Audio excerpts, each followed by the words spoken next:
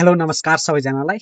आजको भिडियोमा म बताउन गइरहेको छु कि एसपीएससी सिक्किममा फर्स्ट टाइम तपाईले रेजिस्ट्रेसन कसरी गर्नुहुने। यो भिडियोमा म यसको बारेमा पुरा डिटेल्समा बताउन गइरहेको छु र तपाई यो च्यानलमा नयाँ हुनुहुन्छ भने सब्स्क्राइब गरेर जानुहोला, किनभने यो आजको भिडियो तपाईलाई काम लागेन भने फ्युचरमा कुनै न कुनै भिडियो काम लाग्ने तपाईलाई आउने नै छ। एसपीएससी मा रेजिस्टर गर्नुको लागि सबैभन्दा पहिला तपाई गुगलमा जानुहोस् र एसपीएससी लेखेर सर्च गर्नुहोस् र सबैभन्दा पहिला वेबसाइट आएको छ एसपीएससी सिक्किम भनेर। यो वेबसाइटमा तपाईले क्लिक गर्नुहोस्। यसमा क्लिक गरिसकेपछि तपाईको यस्तो खालके ड्याशबोर्ड खुलेर आउँछ। यहाँनेरि तपाईले देख्नुहुँदैछ एडभर्टाइजमेन्ट्स देख्नुहुँदैछ, यसमा क्लिक गर्नुहोस्। तपाईले यसमा क्लिक गरेपछि यसलाई क्लोज गरिदिनुस् र यहाँनेरि तपाईले एडभर्टाइजमेन्ट देख्नुहुँदैछ कुन कुन जबको लागि एडभर्टाइजमेन्ट छ। तपाईले कुन जबको लागि एप्लाई गर्नुहुँदैछ। सपोज तपाईले यो एकाउन्ट क्लर्कको जुनियर स्टोर किपरको यसमा तपाईले एप्लाई गर्नुहुँदैछ भने यहाँ क्लिक टु एप्लाई यसमा क्लिक गर्नुस्।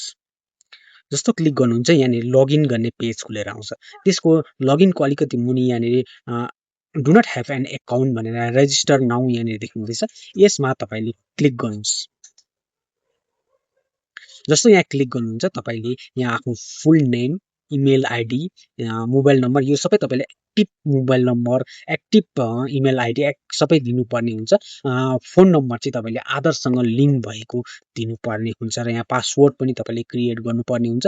सबैभन्दा पहिला तपाईले रेजिस्टर गर्नुभन्दा अगाडि सबैभन्दा पहिला तपाईले रेडी गर्नुपर्यो एउटा पासपोर्ट साइज फोटो तपाईले रेडी गर्नुस्, त्यसलाई क्रप गरेर र तपाईको क्वालिफिकेसन सर्टिफिकेट तपाईको कतिसम्मको छ 10 12 ग्रेजुएसन तपाईको कति पनि क्वालिफिकेसन कुन छ सबै तपाईले त्यसलाई क्लियरली फोटो खिचेर क्रप गरेर त्यसलाई रेडी राख्नुस् र तपाईको आधार कार्ड पनि फोटो खिचेर त्यसलाई क्रप गरेर रेडी राख्नुस्।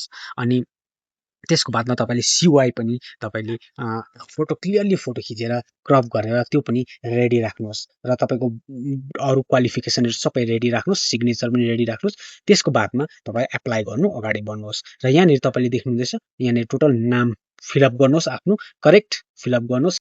तपाईले यति कम्प्लिट आफ्नो डिटेल्स फिलअप गरिसकेपछि यहाँनेरि क्याप्चर पनि फिल गरेर पासवर्ड पनि बनाइसकेपछि यहाँनेरि रेजिस्टरमा क्लिक गर्नुहोस्। OTP has to send, mail आइडीमा ओटीपी सेन्ड भएको छ भन्दैछ। यहाँनेरि ओटीपी आइसकेको छ। रेजिस्टर सक्सेसफुल भनेर आयो। यति गरिसकेपछि तपाईले लगइन गर्नु पर्यो। मेल आइडी र पासवर्ड लगाउनुहोस्। यो प्रोफाइल इज इनकम्प्लिट भनेर आयो। अब आफ्नो प्रोफाइल कम्प्लिट गर्नुपर्ने हुन्छ सबैभन्दा पहिला।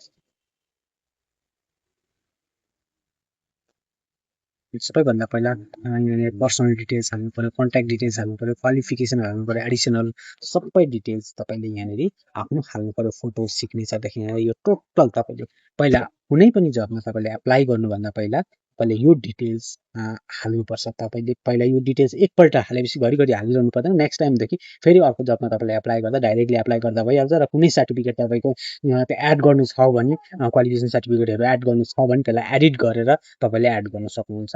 यो डिटेल्स चाहिँ तपाईले सबैभन्दा पहिला हाल्नुपर्ने हुन्छ। यहाँनेरि पर्सनल डिटेल्समा आफ्नो फुल डिटेल्स हालेर तपाईले यसलाई कम्प्लिट गरिसकेपछि त्यहाँबाट तपाईले कुनै पनि जबमा एप्लाई गर्दा हुन्छ। नेक्स्ट टाइमदेखि तपाईले यो डिटेल्सहरु हालिरहनु पर्दैन, डाइरेक्टली एप्लाई भइहाल्छ। यो चाहिँ फर्स्ट टाइम मात्रै तपाईले यो काम गर्नुपर्छ।